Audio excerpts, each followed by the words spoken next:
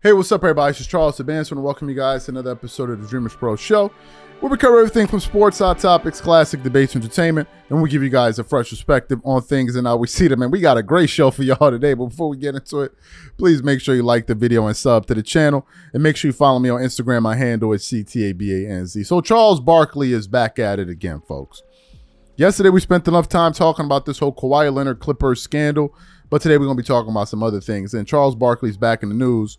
Day before yesterday, he was on the Bill Simmons show, right? He was on the Bill Simmons show.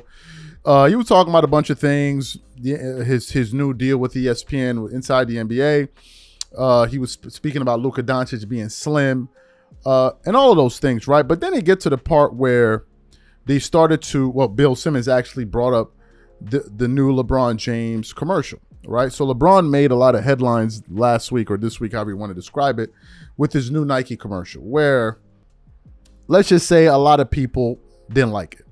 And the words, one of the reoccurring words I kept on hearing all throughout the internet was the word cringe, right? A lot of people thought that it was cringy and it was just laced with a bunch of lies. And also it seemed like it was an egomaniac that created the ad. It was just crazy, right? It was absolutely crazy, and a lot of people reacted to it. So Bill Simmons brought this up, and it's important to say that we actually did a show where Bill Simmons actually reacted to that ad, he himself calling it a yikes moment. Like it was terrible. At least that's what he said. So he then asked Charles Barkley to kind of weigh in on it. And then what's interesting is that Charles then decided to go off on a tangent. And he then started to talk about the number one thing that he hates about LeBron James, right? And as it turns out, it's something that a lot of us fans, we ourselves don't like. So to hear Charles Barkley say it, I thought was number one, refreshing, but I was stunned that he just came out there and said it, because most guys in sports media will not do that. Most former athletes will not do that, but he did. And I was like, okay, we definitely got to cover this. But before we even get into what Chuck had to say, today's video is brought to you by our sponsor, Game Time. One of the things I love the most is making unforgettable memories with family and friends. And one of the things I hate the most is overpaying for tickets only to find out that there was a better deal out there. That's one of the reasons I started using Game Time. Game Time is the easy go-to app for last-minute tickets to sports, concert, and theater events across 60+ states in the US and Canada. Game Time saves me time, money, and stress by curating only the best deals, so I'm not wasting a whole bunch of time scrolling through overpriced tickets. Game Time Picks is my favorite tool. It highlights the best value seats instantly. No more guesswork, no more wasting time. For example, I'm really looking forward to watching some of these NBA Summer League games. Here's what I like to do. I choose between the cheapest deal, the great deal, or the amazing deal. Once you select the ticket you want, you can use their panoramic seat view to ensure you know exactly what you're getting before you buy. So take the guesswork out of buying tickets with Game Time. Download the app, create an account, and use code CLNS for $20 off your first purchase. Again, create an account and use redeem code CLNS for $20 off. And remember, whenever you support this sponsor, you're supporting this channel. Thank you. So what I want to do now is I want to play what Charles Barkley had to say about the number one thing he dislikes about LeBron James. And then we're going to come back and continue on the show. Take a listen to what he had to say here. Shout out to Michael Jordan for making us all a lot of money, brother. You know, speaking of commercials, LeBron did that Forever King commercial. Did you see it? That Nike thing? He did. I probably saw it, but didn't pay it that much attention. Yeah, it was like this, 45-second commercial about all the people he's vanquished. And it's like just close-up shots of him with a crown on.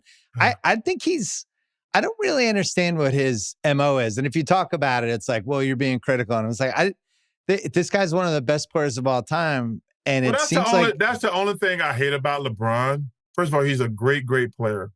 He's an amazing person, really nice guy. But for him and his guys, if you don't say he's the greatest ever, it's like you could commit treason. Right. You're either for them or against them. It's like, can I just say you're one of the greatest players of all time? No, you cannot.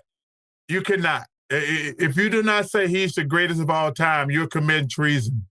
I mean, you can't even mention Michael, Kobe, Bill Russell, Kareem. I mean, there's a faction of Kareem people. I actually feel like Kareem's the one guy who get left out.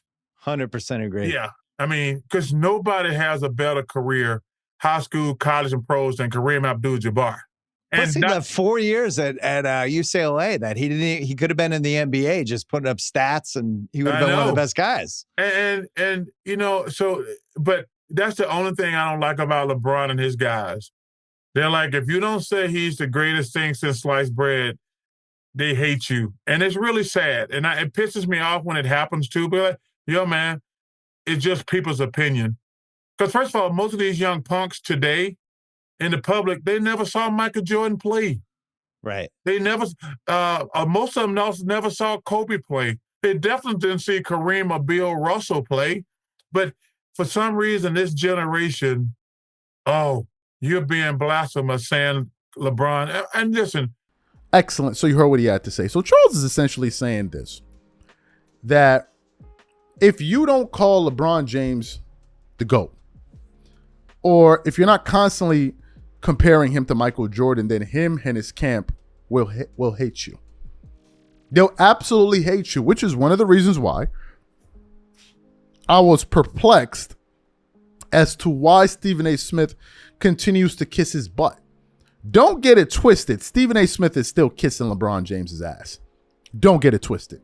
Forget about the fact that he's up there talking about, we'll never talk and I don't dislike it. I dislike him and blah, blah. Forget about all it. Whatever he says, he always ends it off with, but he's still the second greatest player of all time. It's like he's so used to kissing this guy's ass. It's almost like as if he doesn't realize that he does that. And this is what a lot of people in media do. It is a bloody fact. And if you go out there and say, LeBron is not the greatest ever, you have problems. We have a problem. Or if you say that he's not number 2, at least, people come after you. Well, what do you mean he's not number 2? You have clearly displayed that you don't know anything about basketball. If you don't have him ranked number 2, you clearly have lost the plot. You've lost the plot. You're not even qualified to be having this conversation. It's almost as if we have to adopt their line of thinking. If we don't, you don't understand basketball. So they're the only ones that understand basketball, these people. They're the only ones. And if you don't agree with them, you don't understand. You don't even know what's going on. You don't even know what's going on. And this is how it goes, right? This is how it goes. You have all of these rankings that come out. They all have the same, this is exactly how it goes. And if Charles or other people in media are not singing his praises, they don't like you. They view you as an adversary because you are not parroting their talking points. If you're not parroting their talking points 24/7, they're not going to be cool with you. One of LeBron's biggest supporters is Shannon Sharp. Been twerking it up for years.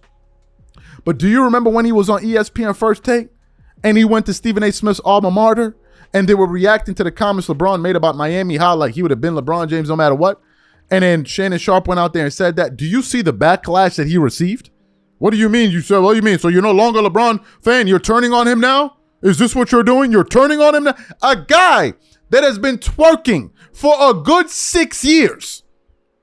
He never misses a beat. Literally. He never misses a beat. You go to one of them twerking parties, he handing out jars of honey. But the moment he said, yeah, but I disagree with what LeBron said. Like, don't try to diminish the impact that the Miami Heat had on. They came out for him. If you're not showing and pledging your loyalty to me 100% of the time, it ain't gonna work. And this is why you see a lot of guys in media, some guys that have been connected to him, go at Barkley. That's one of the things. Now, they can call Barkley whatever they want, but they won't call him a scrub. They can call him whatever they want, but they won't call him a scrub. And there's a reason that he's the best in sports media when it comes. He's the best. Like, he's the best, and I don't even think it's close. I don't even think there's a close second, to be honest with you. Right? So shout out to Charles Barkley for keeping it stacked. You guys let me know what you think about his comments in the comments section, and we catch you guys on the next show. Peace.